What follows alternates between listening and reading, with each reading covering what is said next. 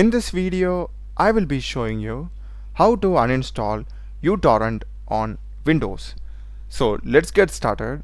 For this, just go to search and type control panel. Just open it. And here in control panel, click on programs, select programs and features.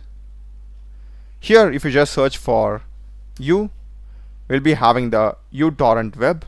Right click and select uninstall. We'll be getting the uTorrent web uninstall. Just click on next. This is going to be the location where it's going to get uninstalled. So just click on uninstall.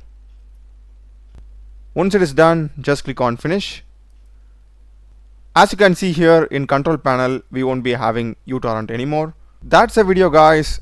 Do check the playlist of my channel. Done a lot of videos in programming and AI tools. Subscribe me. Thanks for watching.